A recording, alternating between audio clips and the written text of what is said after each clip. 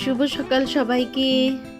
আবার চলে এলাম একটা নতুন ভিডিও নিয়ে আমার কাকি শাশুড়ির। আজকে উনি বানাচ্ছেন মুগ ডাল দিয়ে লাউয়ের ঘন্ট। সে লাউটাকে একদম ওর খোসাটাকে ছাড়িয়ে কুচি কুচি করে নিয়েছে। গাছের লাউ তো ভীষণ কচি লাউ, আমি সেগুলো তোমাদেরকে দেখাতে পারিনি, কিন্তু আমি বলে দিচ্ছি। একদম বেশ কুচি কুচি করে সেই লাউটাকে উনি কুচিয়ে নিয়েছিলেন। তারপরে মুগ ডালটাকে না ভালো করে ভেজে নিয়েছিলেন উনি। তারপরে লাউ আর মুগ ডাল কুকারে জাস্ট একটা সিটি দিয়ে দিলেন।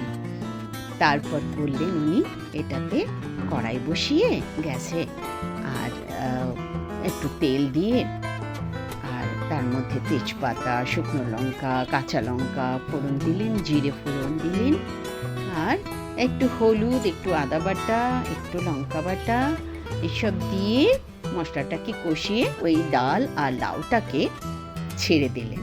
তারপরে একটু নুন আর চিনি দিয়ে দিলেন ওর মধ্যে, ভালো করে কষালেন। ওনার যে কি রান্না করার শখ, আমি আর কি বলি ভাই তোমাদের। এখনো উনি এই বয়সে এত অ্যাক্টিভ, আমরা তাই ভাবি ওনার বয়স মতন আমরা যদি হই জানি না কত কিছু করতে পারবো। কিন্তু বেশ সুন্দর করে উনি রান্না বান্না করে, কাটাকুটি কিছুই না, সব একা হাতে। হ্যাঁ, আবার দেখছেন উনি যে ঠিক হয়েছে কিনা, লাউটা গলেছে কিনা। হ্যাঁ, আমার সাথে এদিকে গল্পও করছেন উনি রান্নাঘরে দাঁড়িয়ে দাঁড়িয়ে। তো আমি ভাবলাম যে না, আজকে তোমাদের সাথে একটু শেয়ার করি। হয়ে গেছে, এবারে উনি ঢেলে দিচ্ছেন বাসনে।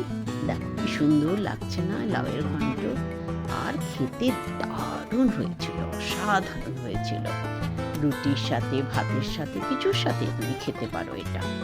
তোমরাও বানিয়ে দেখো, ভালো লাগবে। খুব সিম্পল, খুব তাড়াতাড়ি হয়ে যায়, আর মানে যাকেই খাবে সে বলবে বাহ। আমার তো তাই মনে হয়। হ্যাঁ, তো তোমরা এইভাবে বানিয়ে নিও। আর আমার কাকি শাশুড়ির রেসিপিটা ভালো লাগলে একটু লাইক করে দিও।